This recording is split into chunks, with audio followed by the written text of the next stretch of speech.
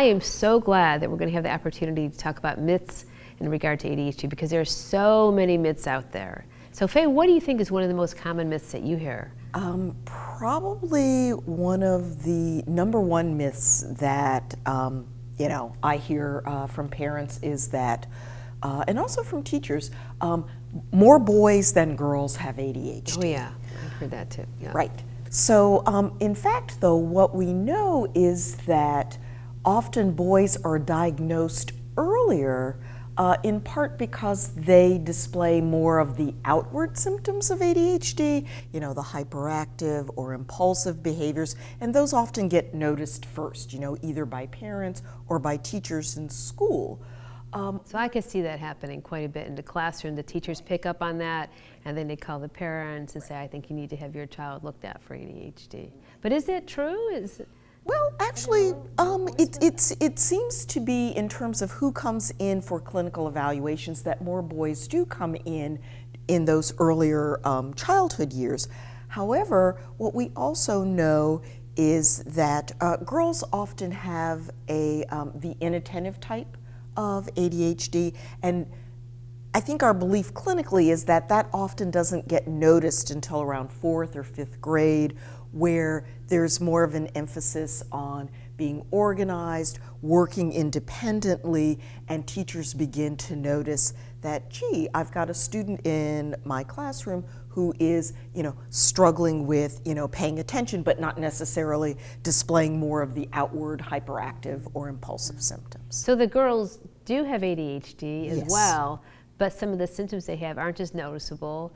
But what you're also talking about is, as they get older, some of these other symptoms become much more important, particularly in a classroom setting. Precisely. So what about when they get to be adolescent and adult? What happens in terms of what people think about the incidence of ADHD in girls versus boys? Well, certainly in terms of, I think, who's coming in for an evaluation, we're really seeing more of a 50-50 split. So in the adults is what? Right, in the adults as well.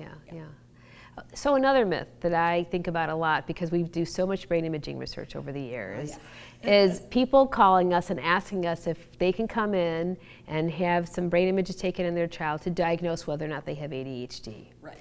And I feel like I've been fielding that question for about 20 years now. And that is a myth. There is no way that brain imaging at this point can be used to diagnose ADHD. At some point in the future, that might happen, but at this point, we are nowhere near that. So if somebody suggests to you that if you come in and have your child take a brain imaging scan, that they can diagnose and develop a treatment based on that scan, I do not recommend that. And not just me, the National Institutes of Mental Health also has had a statement about that. So no, brain imaging at this point is not useful for imaging ADHD, for diagnosing ADHD.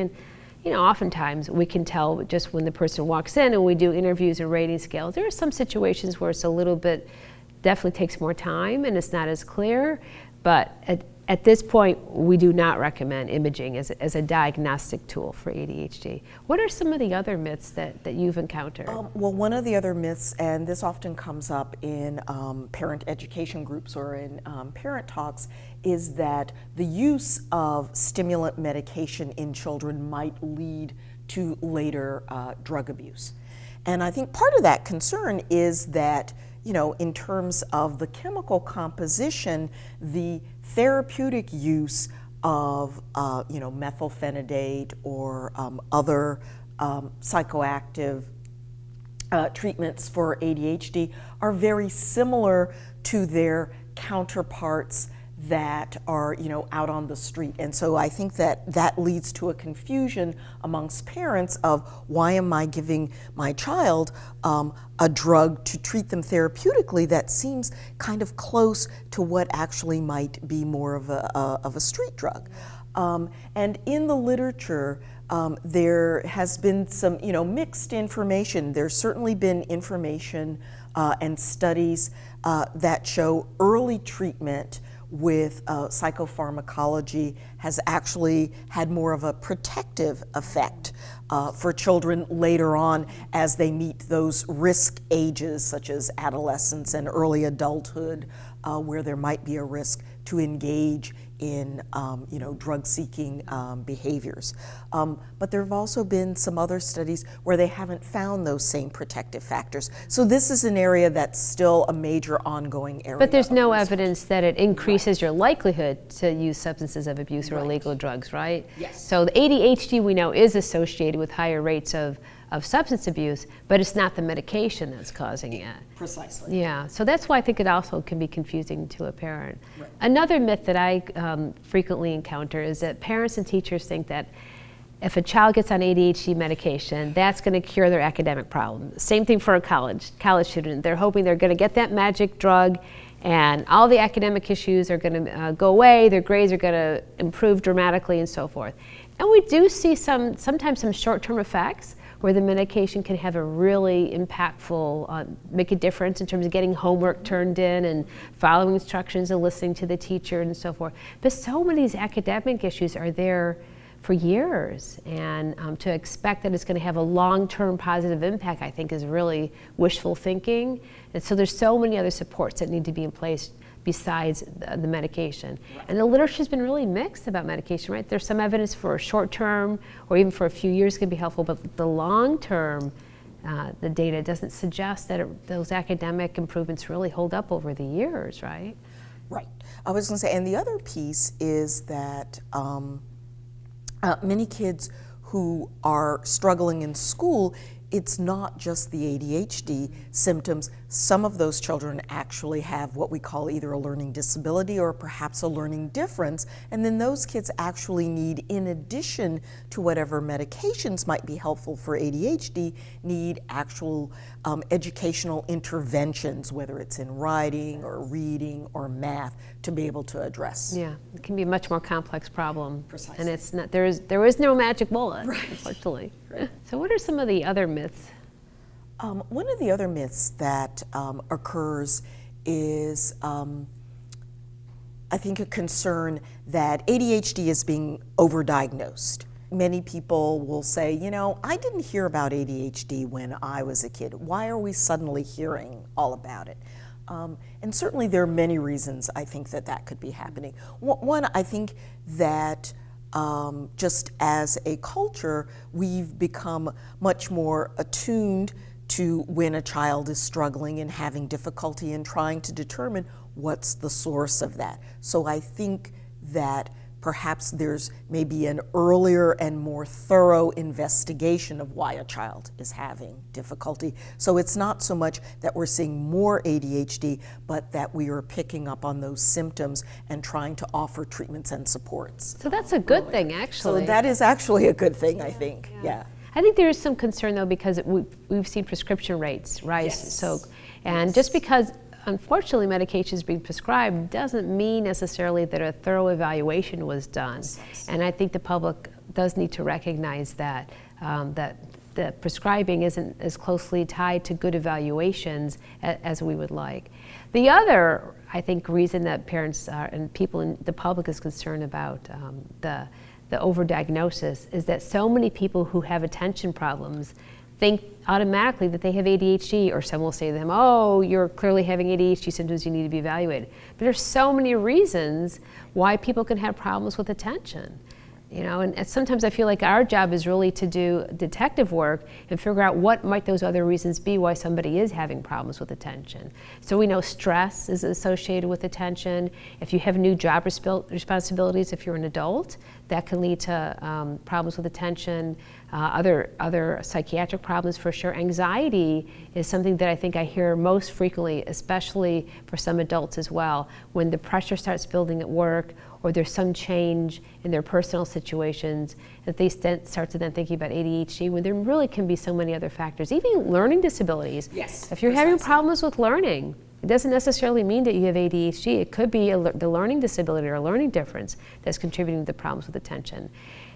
I actually think some of our problems with social media and using the internet could also relate. I don't know about you, but I have so many passwords I have to remember. And just because I can't remember my passwords does not mean that my problems with memory is necessarily ADHD. But I think the demand upon our attention is so great nowadays that I think people have a hard time recognizing that how the impact of social media and just our use of computers also has an impact on our attention. And that what we're really talking about with ADHD is a long-standing issue for people, that it has to occur over a long period of time. It's not something that's sudden. So I think that's why so many people oftentimes think it's ADHD, when really there's so many other reasons why somebody's attention can be impacted. What are some of the other myths that you've encountered? When parents or other people have been thinking about whether or not it might be helpful to use medication, they may have an idea that, well, how about if we just try the medication, and if the symptoms improve, that must confirm that that person actually had ADHD. Well, actually what we really know is that the medications that we use for ADHD make everyone more attentive. So just a positive response in terms of attention is not how we would use that diagnostically. I mean, that's not diagnostic information, because we all will improve in our attention, you know, if we use the medications that are prescribed for ADHD. Well, related to that issue, there's this other major concern in this country that people are using medication and they think it's not harmful. Right. So they think it's going to improve their attention, so why don't they use it? I know this is a major concern on college campuses today. And people don't know that. They could be having underlying heart conditions that they have no idea that they have. They can be using them, become over-reliant on them. It can have lots of negative effects. And it's not going to make people any smarter. Right. It just might enable them to think for longer periods of time. Or stay awake longer. Yes, and there's other ways that people can do that without putting substances into their body that have potentially very negative, harmful effects. A lot of times what I tell people to do is just get up and walk around the room. Chew some gum, that'll make you more alert, but engaging in physical activity is really a great way to enhance your attention and keep you more alert. You don't want to be using medication that's prescribed for somebody else. Well, first, it's illegal, not to mention that and it's dangerous. Yeah, exactly. And I wish there was a greater appreciation of that. And this is not, these are not something to be taken lightly. So I really want to strongly recommend that people need to not be using somebody else's medication. Just because it's offered and it's out there doesn't mean it's safe. People have to be much more careful about that. Well, this is great, Faye. I'm so glad that we had the opportunity to talk about these different myths, because we were talking the other day, they've been around for a long time, and yet some of these same ones persist. So hopefully we've cleared up some of these issues for the public out there. Thanks, Faye. All right. Well, thank you.